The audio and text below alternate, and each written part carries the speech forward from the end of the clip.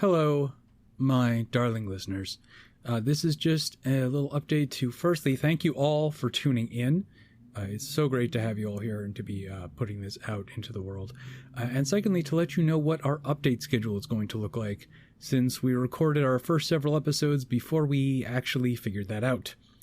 Our plan is to drop new episodes every other Monday, starting this coming Monday, July the 24th, 2017.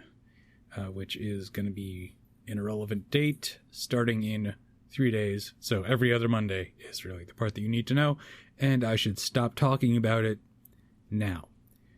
Also, be sure to check the show notes on any given episode for links to our various individual websites and projects if you want to see what we're up to. For example, Braden has a new graphic novel out called Making Sense. That's sense like smells and not sense like brains or pocket change. And Jeff is hard at work on an upcoming MMO called Ashes of Creation, which looks super cool, and you should go take a look at it. And I have another podcast where I talk about Pokemon with a lawyer, so you should go check out all that stuff. And I should also maybe apologize in advance for some of the audio issues that you may notice in the next couple episodes. We had some weird software conflicts that we only found out about after the fact, but we have sorted those out, which will allow us to bring you new and different audio issues in the future.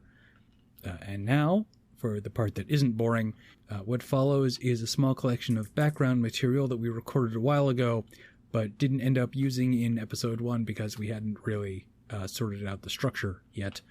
And some miscellaneous mic tests that I thought were kind of amusing. So enjoy this stuff, and we will see you again on Monday.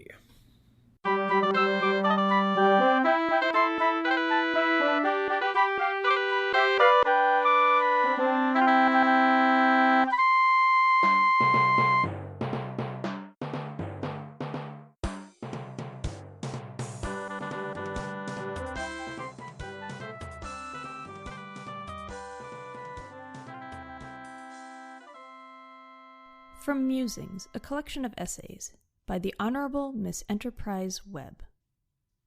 People think that the genius of the mote is in its utility, and as a unit of currency it is amazingly useful. The mote is untraceable, indelible, and ubiquitous.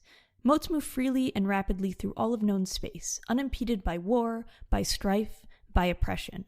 For what it does, the mote is perfect. But the mote is also something else.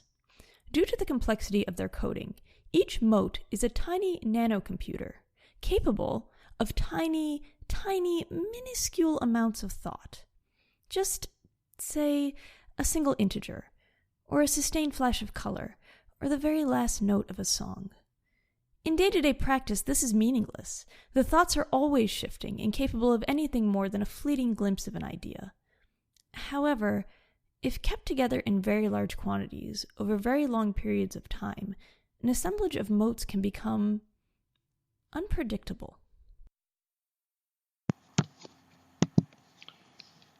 From the Penitence of Tryphosa Akikios, Archmistress of the Ordeal of the 17th Hour, Ziggurat of the Broken Plain, as confessed to Callistrate Phaedros, first Kyborian, to the Triskaidekad of the Trustee.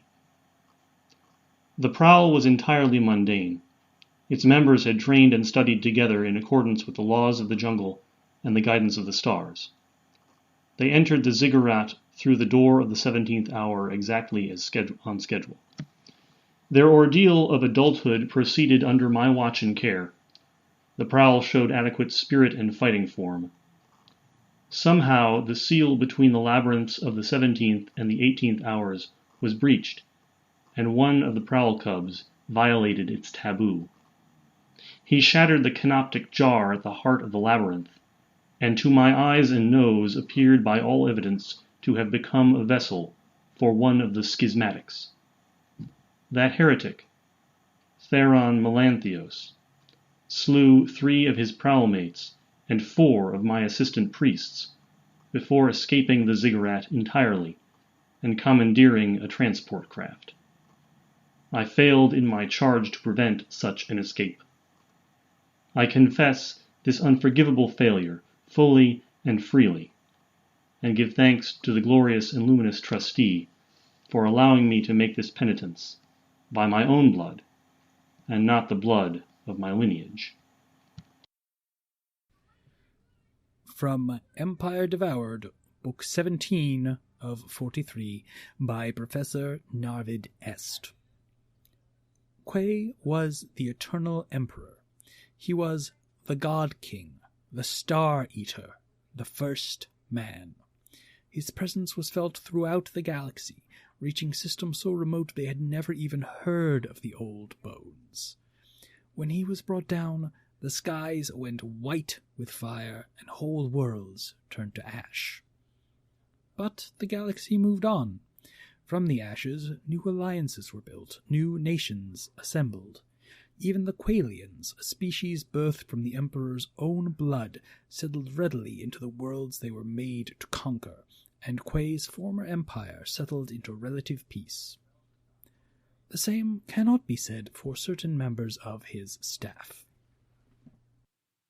So this is what I sound like, talking normally on my computer, with only the built-in mic. And this is probably what Dang is going to sound like. There are many dogs in this neighborhood. You might hear them barking. One of them might be mine. The alien rolls to hit. You are so screwed.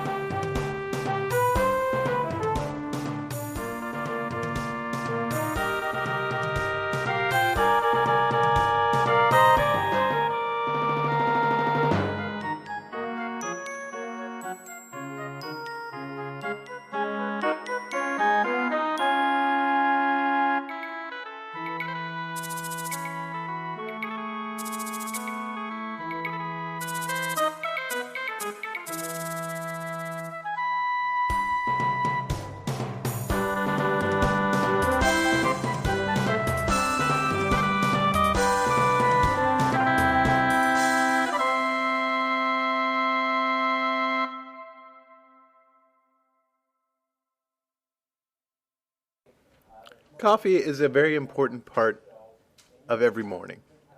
Without it, things just don't work. I don't know how to stop this.